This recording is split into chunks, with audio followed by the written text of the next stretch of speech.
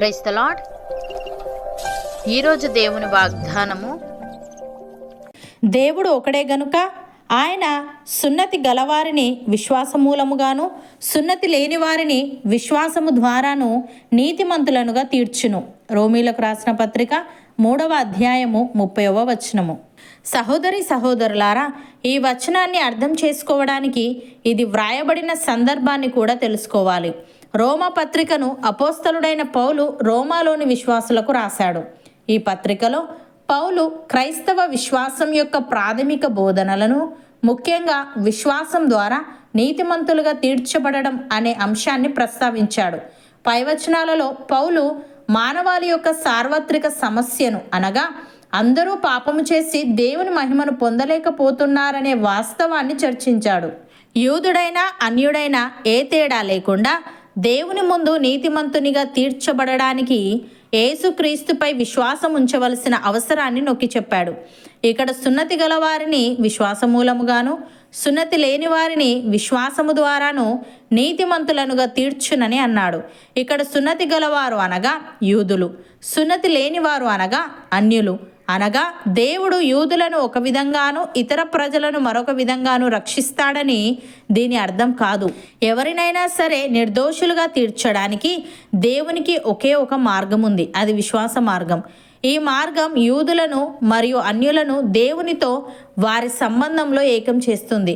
ఇది సువార్త యొక్క ప్రధాన సందేశాన్ని మరియు యేసుక్రీస్తుపై విశ్వాసం ద్వారా రక్షణ అనే సత్యాన్ని ప్రతిధ్వనిస్తుంది.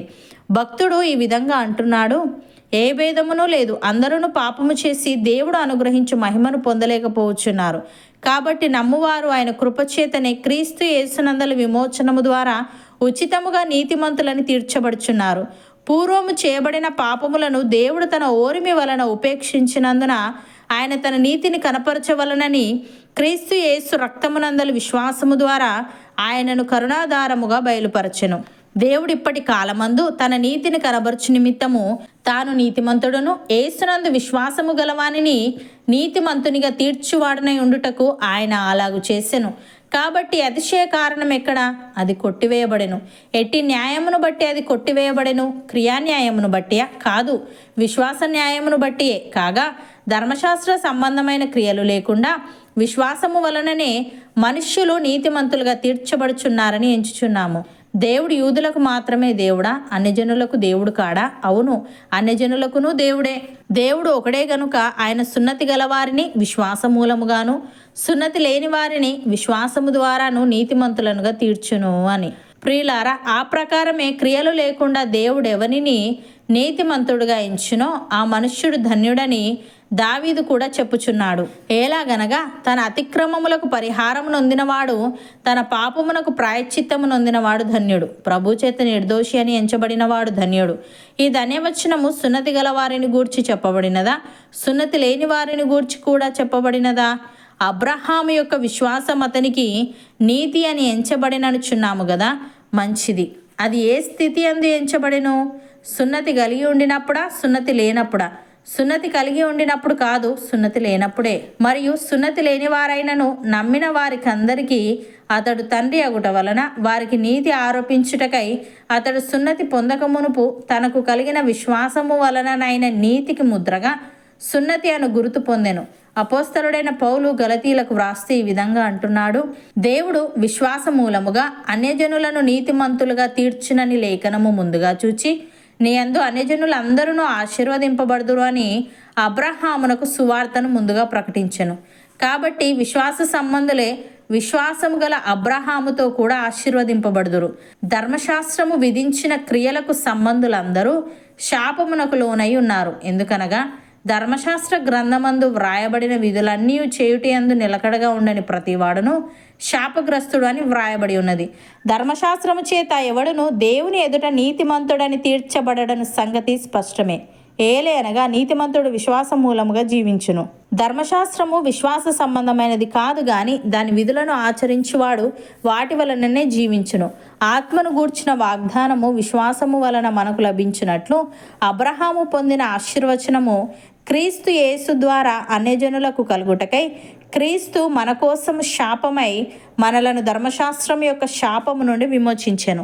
ఇందును గూర్చి మ్రాను మీద వ్రేలాడిన ప్రతివాడును శాపగ్రస్తుడు అని వ్రాయబడి ఉన్నది అని. సహోదరి సహోదరులారా, ఈ స్వాతంత్రము అనుగ్రహించి క్రీస్తు మనలను స్వతంత్రులనుగా చేసి ఉన్నాడు.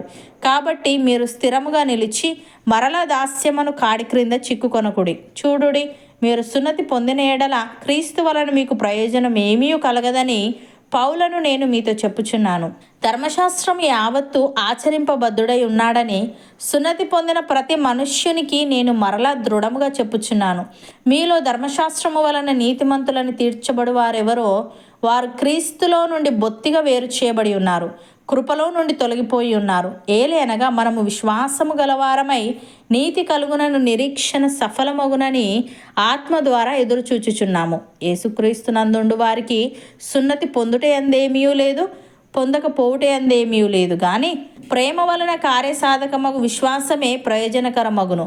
అవును అన్నవారు నాతో పాటు ప్రార్థనలో ఏకీభవించండి. పరిశుద్ధుడా, ప్రేమగల తండ్రి, యూదుడైన అన్యుడైన ఏ తేడా లేకుండా నీ ముందు నీతిమంతునిగా తీర్చబడడానికి ఒకే ఒక మార్గం ఉందని, అది విశ్వాస మార్గమని, ఆ మార్గం మమ్ములను నీ సంబంధంలో ఏకం చేస్తుందని నీవు తెలియజేశావు. తండ్రి, నీకు స్తుతులు. దేవా, మేము నీ అందు విశ్వాసముంచి నీ కృప ద్వారా నీతిమంతులముగా తీర్చబడి నీతో సహవాసము చేస్తూ నీవిచ్చే ఆశీర్వాదాలు పొందుకునే వారంగా ఉండుటకు సహాయము దయచేయమని, నీవు మమ్మలను స్వతంత్రులనుగా చేసి ఉన్నావు గనుక మేము మరలా దాస్యమును కాడి క్రింద చిక్కుకొనకుండా స్థిరముగా నిలిచి విశ్వాసము గలవారమై నీతి కలుగునను నిరీక్షణ సఫలమగునని ఆత్మ ద్వారా ఎదురు చూసే వారంగా ఉండుటకు కృపచూపమని, నీ రాజ్యంలో నీతో పాటు యుగయుగాలు నివసించే భాగ్యం మాలో ప్రతి ఒక్కరికి దయచేయమని యేసుక్రీస్తు నామమున ప్రార్థిస్తున్నాము తండ్రి. ఆమెన్.